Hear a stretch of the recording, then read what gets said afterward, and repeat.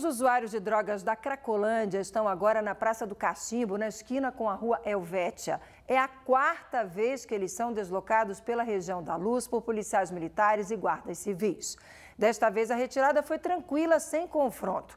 Os dependentes vira e mexe são deslocados do lugar onde se concentram desde a mega operação policial que aconteceu no dia 21 de maio.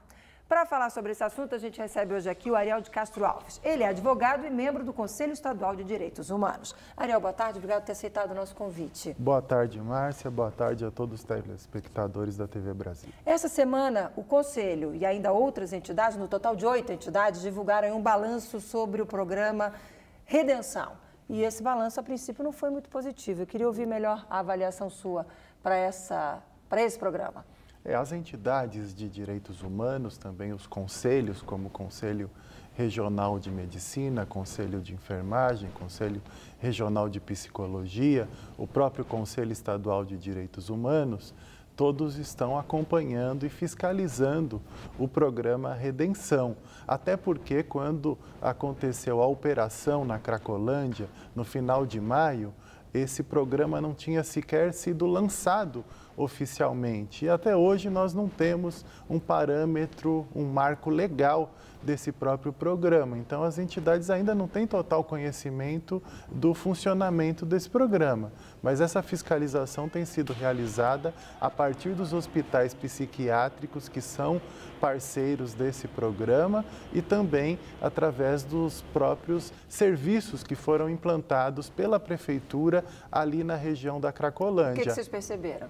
Qual é o balanço?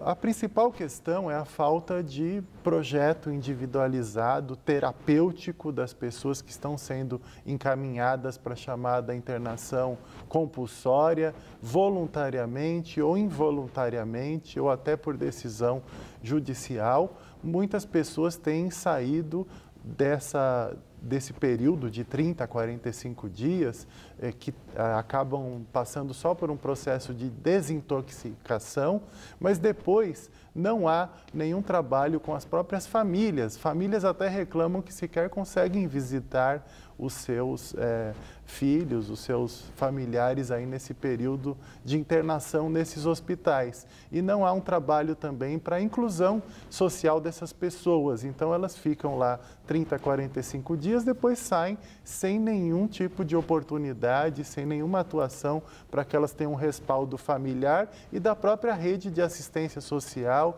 e de saúde que sejam referenciadas num centro de apoio psicossocial. Elas estão voltando para a própria Cracolândia, para o uso de drogas, então o projeto está fracassando nesse sentido. Bom, é importante, antes da gente continuar esse nosso bate-papo aqui, é importante eu dividir com você, nosso telespectador, que é claro, a gente entrou em contato com a Prefeitura para saber a avaliação da Prefeitura para esse relatório que foi divulgado essa semana. Até o momento a gente não teve essa posição. Se essa posição aparecer até o final da edição de hoje do Repórter São Paulo, é claro, a gente divide também com o telespectador. Mas aí eu queria continuar o nosso bate-papo te perguntando sobre essas mudanças de local. Na verdade, eles ficam ali naquela região, mudando de um local para o outro, quem está na rua. Como é que você está acompanhando isso? Nós vemos com grande preocupação porque acabam gerando violações de direitos humanos. Na prática, essas violações estão ocorrendo. Entre maio e junho, nós fizemos um trabalho pelo próprio Conselho Estadual de Direitos Humanos e colhemos mais de 50 depoimentos de pessoas, entre os usuários de drogas, entre as pessoas que moram ali na região, de violações que essas pessoas passaram. Tanto casas que foram derrubadas, sem ordem judicial, locais que foram desativados, pensões, residências, comércios, até derrubaram com pessoas ainda dentro durante esse período. Então, a ação foi feita sem planejamento ali no mês de maio. E nós vemos que todas as semanas temos conflitos entre os dependentes de drogas, entre a Guarda Municipal, a Polícia Militar. Em alguns momentos, nós denunciamos também até os locais de atuação social foram atacados, né, pela polícia com gás lacrimogêneo, com balas de borracha, até os funcionários, os agentes sociais e de saúde, em alguns casos chegaram a ser feridos e vítimas de abusos de autoridade, além dos próprios dependentes e usuários. Então, a Cracolândia não pode ser entendida como apenas 2, 3, 4 quarteirões, mas principalmente que nós temos pessoas e pessoas que precisam, cada qual, de um tipo de atendimento. Alguns de habitação, outros de educação, outros de assistência social e muitos também de saúde pública. Qual é o próximo passo aí dessas entidades, essas 8 entidades que criticaram o projeto? Só para a gente fechar.